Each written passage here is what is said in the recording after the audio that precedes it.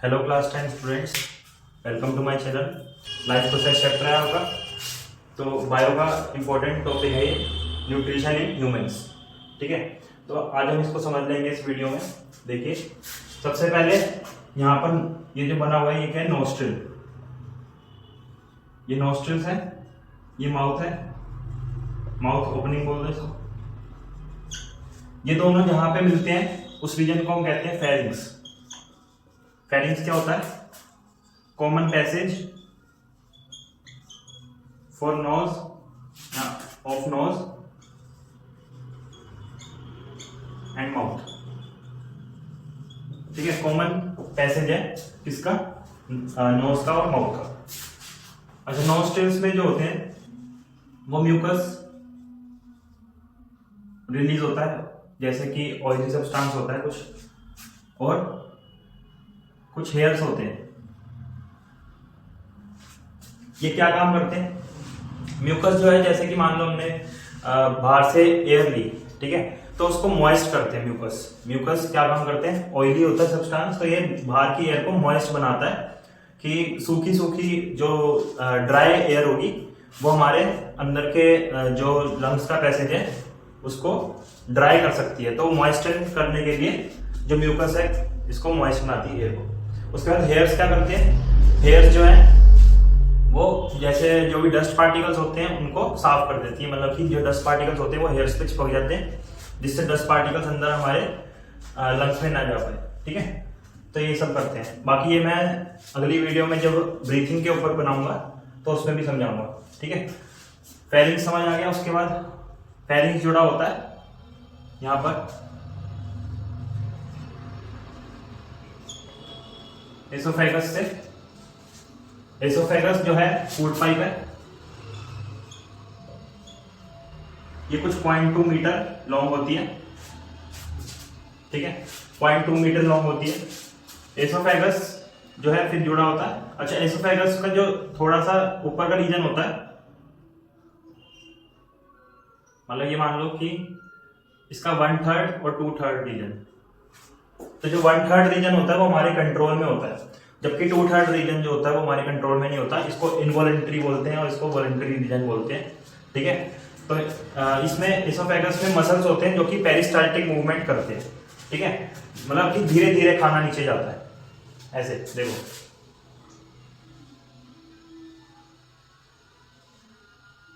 पहले खाना यहां था, थोड़ी देर बाद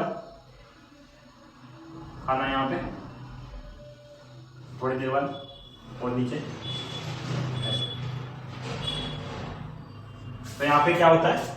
पेरिस्टाल्टिक मूवमेंट होता है, धीरे धीरे मसल का कॉन्ट्रैक्शन और रिलैक्सेशन होता है। ठीक है, मसल का कॉन्ट्रैक्शन और रिलैक्सेशन होता है। तो फूड पाइप में होता क्या है? Peristaltic movement. ये क्या है? मसल का contraction and relaxation which helps in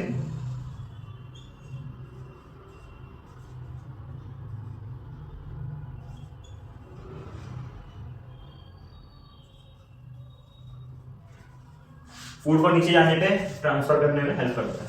ठीक है, उसके बाद ये क्या है? स्टमक। स्टमक जो होता है वो जे शेप होता है।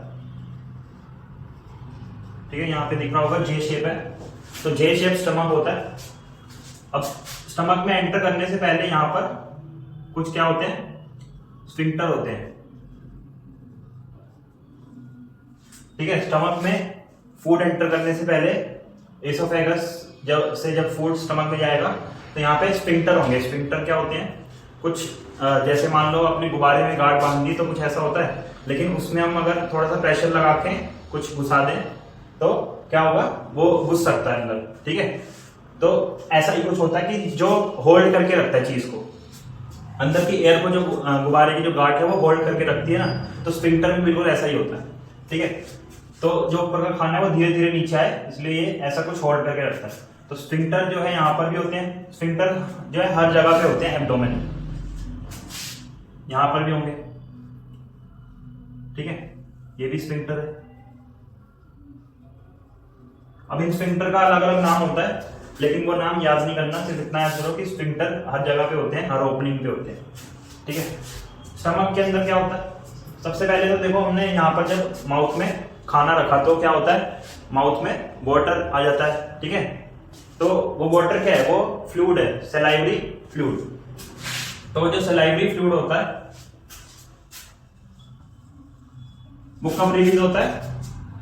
ग्लैंड्स, सलाइवरी ग्लैंड्स रिलीज करते हैं, ठीक है। सलाइवरी ग्लैंड्स क्या रिलीज करते हैं? Salivary fluid. और सलाइवरी ग्लैंड्स होते कहां पे हैं? यहीं पे ही होते हैं ये, ठीक है। ये सलाइवरी ग्लैंड्स फेरिंग्स के आसपास ही होते हैं, इधर ही, और कुछ इधर भी होते हैं ऊपर, ठीक है। तो सलाइवरी ग्लैंड्स कुछ ऊपर होते हैं, कुछ यहाँ पे होते हैं और कुछ टंग के नीचे भी होते हैं, ठीक है। तो सलाइवरी ग्लैंड्स हमारे माउथ के आसपास पूरे क्या है, फैले हुए हैं। तो क्या होता है, जब भी फूड अंदर जाता है, उनकी स्मेल जाती है, उनकी खुशबू जाती है, तो जो रिसेप्टर्स है वो एक्टिवेट हो जाते हैं और सलाइवरी ग्लैंड्स जो है वो क्या रिलीज कर देते हैं? Salivary fluid. और सलाइवरी फ्लूइड जो है उसमें कुछ एंजाइम्स होते हैं, बेसिक मीडियम होता है, और ये एंजाइम्स स्टार्च का ब्रेकडाउन करते हैं, ठीक है। ये स्टार्च का ब्रेकडाउन करते हैं एंजाइम्स। तो और ये क्या करते हैं, फूड को एक मतलब बॉल टाइप बना देते हैं, मेक मतलब कि ये च्यूइंग में, क्रशिंग में हेल्प करते हैं फूड की, कि फूड आराम से जो है अंदर चला जाए। अगर मान लो हम बिना क्रश करे, बिना च्यूइंग करे अगर फूड को अंदर ले ले तो हमारे गले में फंस सकता है, ठीक है। तो ये सलाइवा क्या काम करता है, सलाइवा आराम से जो फूड है वो अंदर चला जाए, उसकी एक बॉल सी बन जाए, उसको हम क्या कहते हैं, बोलस।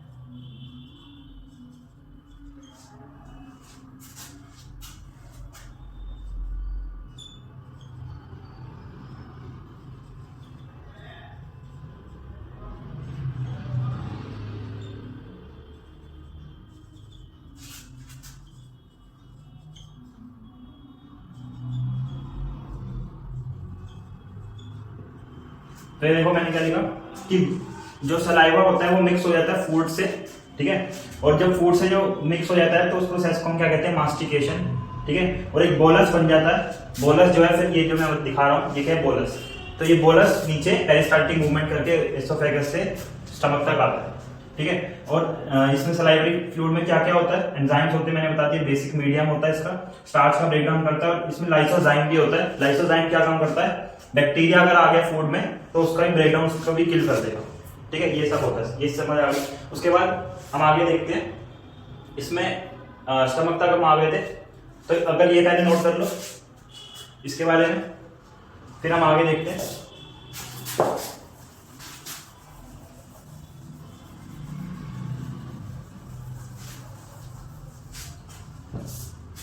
इसमें अब देखो कि स्टमक जो है, स्टमक में क्या रिलीज होगा, गैस्ट्रिक जूस, ठीक है। स्टमक के बारे में देख रहे हैं हम। स्टमक जो है जे शेप होता है, अभी मैंने बता ही दिया। और इसमें क्या होते हैं, स्फिंक्टर्स होते हैं, ठीक है।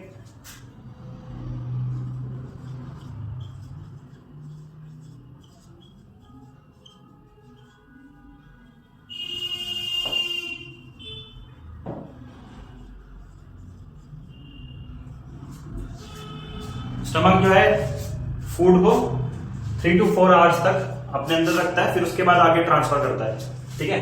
तो पहले जो फूड है वो सबसे पहले स्टमक में डाइजेस्ट होगा, और स्टमक में ऐसा क्या रिलीज होता है, स्टमक में HCl एसिड रिलीज होता है। कहां से रिलीज होता है,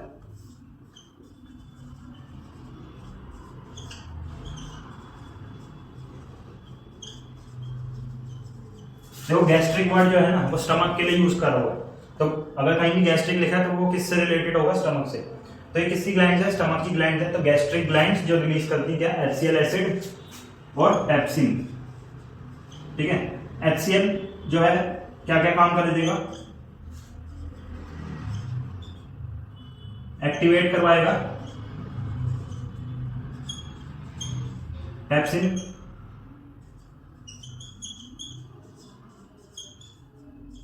पेप्सिनोजन एंजाइम को पेप्सिन में कन्वर्ट कर देगा, मतलब कि एक्टिवेट करवाता है किसको, एंजाइम्स को। ठीक है, ये चीज समझ आ गई, पेप्सिनोजन को पेप्सिन में कन्वर्ट कर देगा। उसके बाद ये पेप्सिन क्या काम करेगा,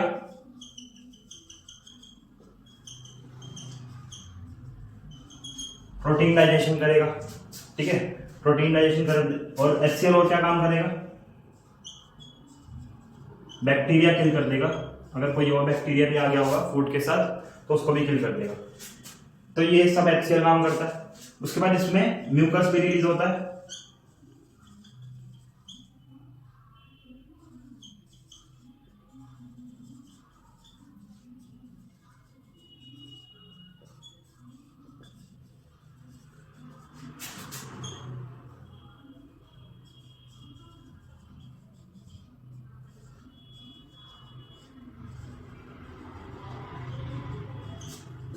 तो म्यूकस क्या काम करता है, म्यूकस जो है रिलीज होता है वॉल्स पे, प्रोटेक्ट करता है स्टमक लाइनिंग को एसिड से।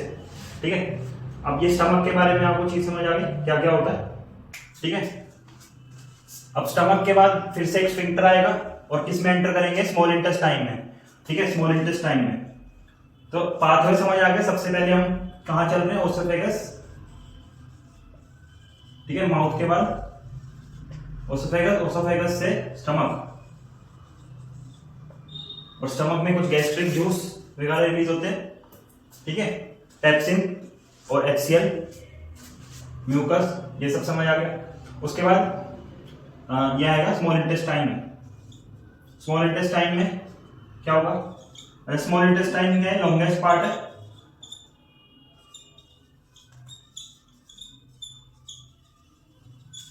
सिक्स मीटर का होता है। ठीक है, लॉन्गेस्ट पार्ट है, हाईली कोइलिंग से, ये मतलब इसके कोइल्स बहुत ज्यादा होते हैं, हाईली पैक्ड स्ट्रक्चर होता है। अंदर ही देख लो ये वाला। तो इस वजह से 6 मीटर की जो ये पाइप है यहाँ पर एब्डोमेन में फिट हो जाती है। अच्छा, एक चीज और, यहाँ पर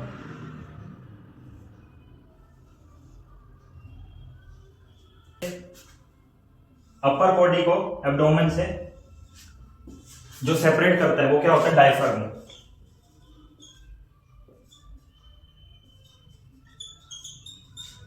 ठीक है, डायफ्राम क्या काम करता है, अपर बॉडी को एब्डोमेन से सेपरेट करता है। एब्डोमिनल एरिया जो होता है ना वो नीचे का होता है इसके, ये सारा जो मैंने बनाया ये एब्डोमिनल एरिया है। तो एब्डोमिनल एरिया को लंग्स से जो सेपरेट कर रहा है, लंग्स होते हैं ना ऊपर, तो अपर बॉडी को जो एब्डोमेन से सेपरेट कर रहा है वो क्या है, डायफ्राम।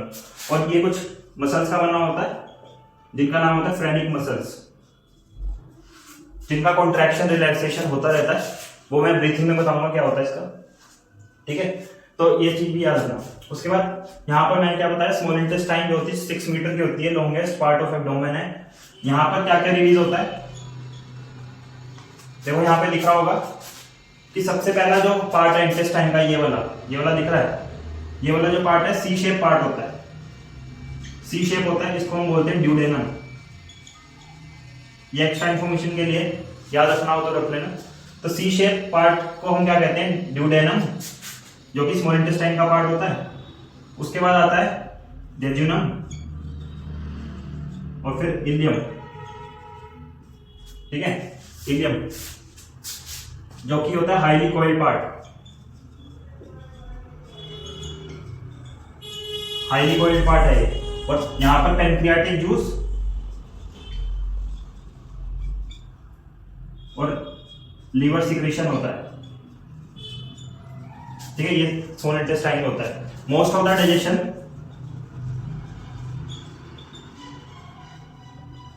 Occur here. ठीक है, ज्यादातर डाइजेशन यहीं पर होता है स्मॉल इंटेस्टाइन में। जितने भी ड्रग्स एब्जॉर्ब होते हैं या फिर जो भी मतलब जितना भी डाइजेशन है ज्यादातर बॉडी का, वो क्या है स्मॉल इंटेस्टाइन में ही होता है। ठीक है, उसके बाद मैंने क्या बताया कि पैंक्रियाटिक जूस यहाँ पर रिलीज होता है, क्योंकि यहाँ पे देखो ये जो सी शेप पार्ट है इससे लगा हुआ क्या पैंक्रियास, ये पैंक्रियास है। पैंक्रियास किससे लगा होता है, ये सी शेप पार्ट ड्यूडेनम से, ये वाला। ठीक है, उसके बाद यहाँ पर देखो ये क्या लीवर, लीवर से कौन जुड़ा हुआ है, गॉल ब्लैडर। और गॉल ब्लैडर जो है लीवर की सिक्रीशन को क्या करता है, स्टोर करता है। गॉल ब्लैडर क्या करता है, स्टोर सिक्रीशन ऑफ लीवर। ठीक है, लीवर की सिक्रीशन को क्या करता है, ये स्टोर करता है लीवर की। उसके बाद यहां पर ये देखो पैंक्रियाटिक जूस और लीवर जो है स्मॉल इंटेस्टाइन में इनकी सिक्रीशन आती है। अब करते क्या क्या ये, पैंक्रियाटिक जूस में ट्रिप्सिन होता है। ट्रिप्सिन जो है, जो पेप्सिन आया था ना यहाँ पर पेप्सिन, वो पेप्सिन ही ट्रिप्सिन को एक्टिवेट करवाता है। ये सारे एंजाइम जब पहले बॉडी में पड़े होते हैं तो इनएक्टिव फॉर्म में पड़े होते हैं, मतलब कि ये अभी काम नहीं करते। ठीक है, अगर ये काम करते रहेंगे तो ये अंदर एब्डोमिनल वॉल्स को क्या करेंगे, हार्म कर देंगे, क्योंकि अंदर खाना नहीं है ना, तो जब खाना जाएगा तभी ये एक्टिवेट होंगे। ठीक है, तो ट्रिप्सिन को एक्टिवेट कौन करता है, पेप्सिन करता है। पेप्सिन को एक्टिवेट कौन करता है, HCl, अभी मैंने बताया था। तो ट्रिप्सिन भी क्या करता है, प्रोटीन डाइजेशन करता है।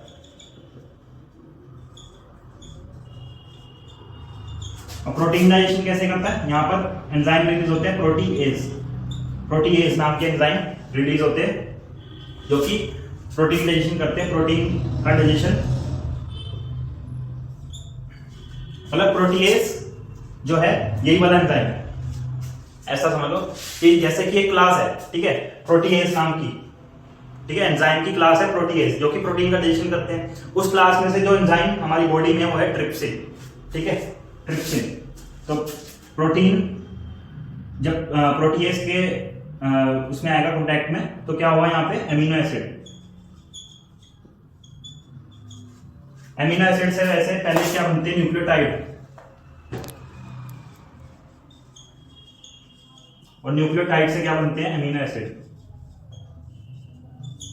ठीक है, ये डाइजेशन ऐसे चलता है प्रोटीन का। तो प्रोटीन का डाइजेशन हो गया यहाँ पे। और किस किस का होता है, यहाँ पर कार्बोहाइड्रेट का होता है।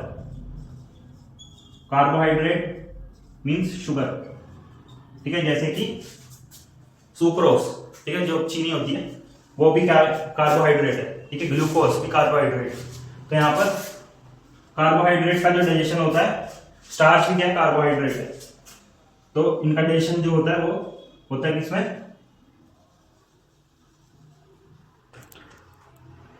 ग्लूकोज में, मोनोसैकेराइड, इनको क्या बोलते हैं, मोनोसैकेराइड।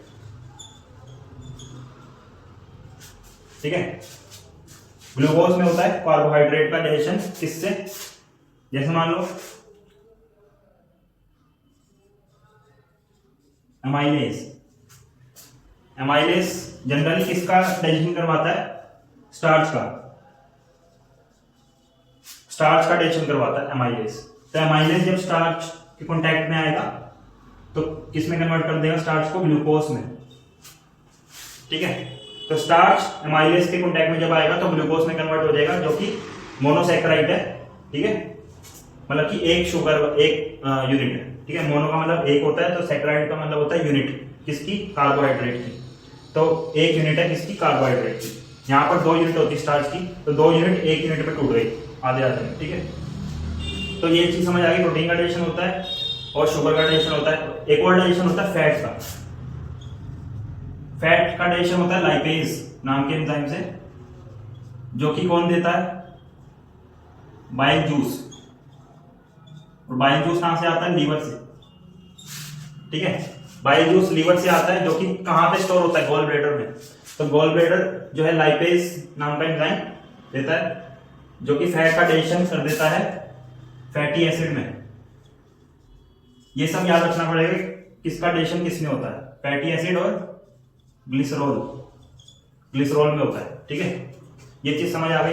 अब ऐसा क्यों होता है, क्योंकि देखो फैट का डाइजेशन करने के लिए ये दोनों एंजाइम नहीं होते, मतलब इनफ नहीं है ये दोनों एंजाइम ना, ट्रिप्सिन और प्रोटीन जो यहाँ पर प्रोटीएज और एमाइलेज एंजाइम है, ये फैट का डाइजेशन नहीं कर पाते, तो इसलिए ये पैंक्रियाटिक जूस से जो निकलने वाले एंजाइम्स है वो फैट का डाइजेशन नहीं करते, क्योंकि वो एंजाइम इनफ नहीं है उसके डाइजेशन के लिए।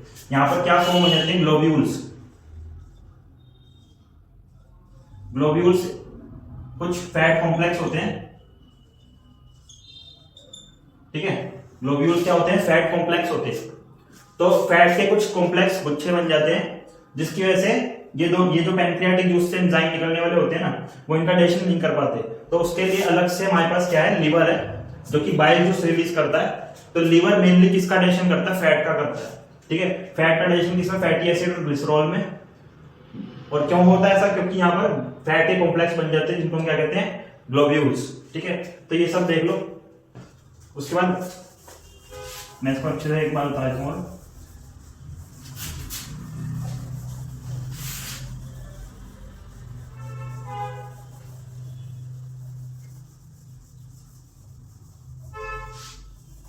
यहां पर देखो मैंने क्या बताया कि फैट जो है लाइपेज से होता है डाइजेशन, किसमें किसमें होता है, अभी बताया था, फैटी एसिड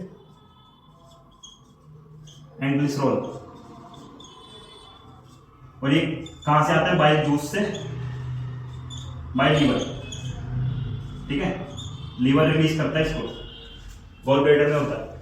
तो जो कि मैंने क्या बताया, इंटेस्टाइन में आता है, ठीक है। इंटेस्टाइन में कैसे आता है, डक्ट्स के थ्रू, डक्ट इंटेस्टाइन तक इनको पहुंचा देती है बाय लीवर। यहाँ पर ये समझ आ गया। और फैट का डाइजेशन ऐसा क्यों होता है, मैंने क्या बताया, क्योंकि यहाँ पे ग्लोब्यूल्स फॉर्म हो जाते हैं।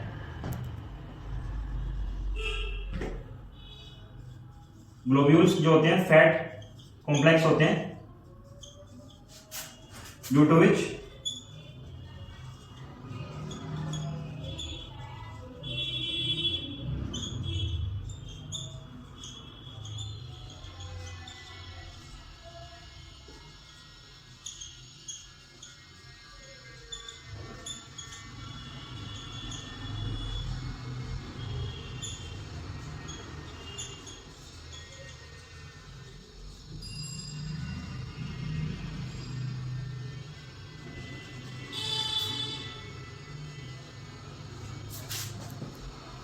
अब यहां पर देखो, तो मैंने बताया ग्लोब्यूल्स फॉर्म हो जाते हैं जो कि फैट कॉम्प्लेक्स होते हैं, इस वजह से इनका डाइजेशन जो है पैंक्रियाटिक जूस नहीं कर पाता। तो बाइल करता कैसे, इमल्सिफाइंग करता है। इमल्सिफाइंग का मतलब होता है मथना, ठीक है। तो यहाँ पर फैट जो होता है ना, उसको बार बार बॉल्स के ऊपर रफ करता है, बार बार रफ करता है, रगड़ता रहता है। कौन, बाइल जूस, ठीक है। तो यहाँ पर बाइल जूस क्या बना लेता है, ये मिजल्स फॉर्मेशन बताया था ना मैंने कि 4th चैप्टर में, मिजल्स फॉर्मेशन कैसे होता है, जो डर्ट होता है, ऑयल होता है, वो फैट ही तो होता है एक तरह का, और फैट के आसपास डिटर्जेंट जैसा काम करता है ना, मिजल बना लेता है। तो वैसे ही ये काम करता है, ठीक है। ये भी ऐसे काम करता है, इमल्सिफाइंग करता है। इमल्सिफाई करता है किसको, फैट को, मिजल्स बना लेता है। और मिजल्स जब बन जाते हैं तो वो एब्जॉर्ब हो जाते हैं हमारे ब्लड में, ठीक है। अब यहाँ पर ब्लड स्ट्रीम्स होती हैं।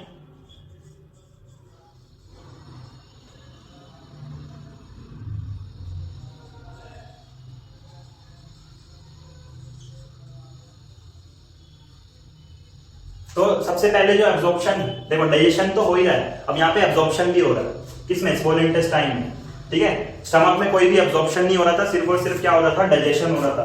तो यहाँ पर एब्जॉर्प्शन भी होता है in the walls of intestine. Intestine की वॉल्स में क्या होता है, एब्जॉर्प्शन होता है।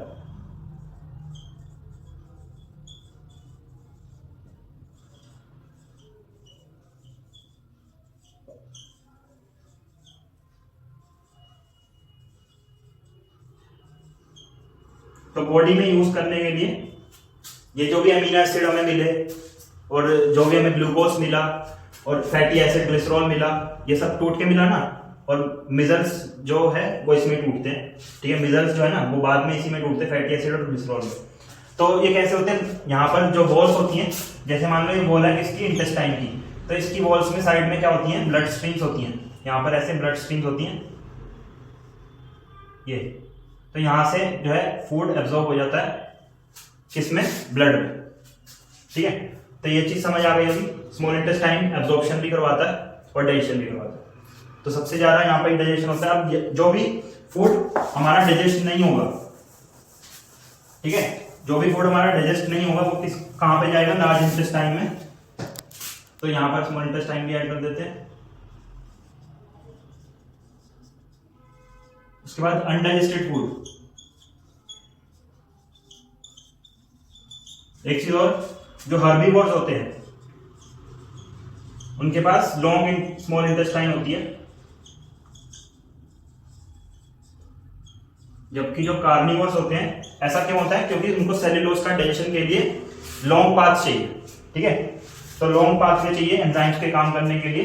हर्बीवोर्स के पास जो इंटेस्टाइन होती है वो लॉन्ग होती है, जबकि कार्निवोर्स को सेल्यूलोज का डाइजेशन नहीं करना, मीट का डाइजेशन करना है, तो उनको लार्ज इंटेस्टाइन जो होती है वो ज्यादा होती है उनकी स्मॉल इंटेस्टाइन के कंपेरिजन में। स्मॉल इंटेस्टाइन जो होती है वो शॉर्ट होती है इनकी। ऐसा मतलब ऐसा ही मतलब स्मॉल इंटेस्टाइन, ठीक है। तो हर्बीवोर्स की जो होती है लॉन्ग होती है, कार्निवोर्स की शॉर्ट होती है। अब जो अनडाइजेस्टेड फूड होता है वो कहां जाता है, गोज टू लार्ज इंटेस्टाइन। अब यहां पर क्या होता है, water, mineral and some drugs absorb. और जो डिहाइड्रेटेड अनडाइजेस्टेड फूड या फिर वेस्ट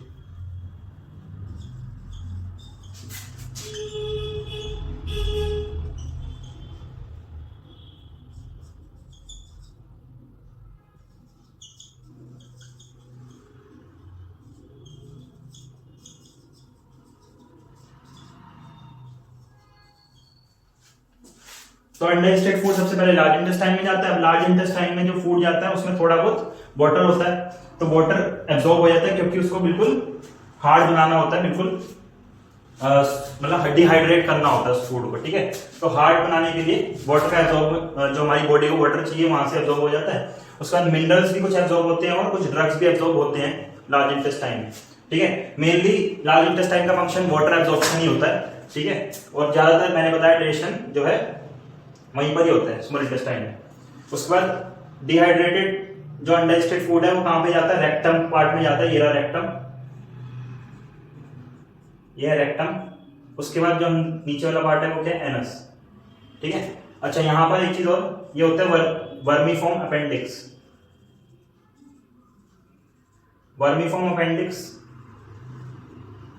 ह्यूमंस में पहले काम आता था जब ह्यूमंस घास खाते थे या फिर पेड़ पत्ते खाते थे, तो वर्मीफॉर्म अपेंडिक्स जो होता था वो तब काम आता था, लेकिन अब तो हम पेड़ पत्ते नहीं खाते, तो इसलिए ये जो हमारा ऑर्गन है ये माइन्यूट हो गया, ठीक है, माइन्यूट हो गया ये।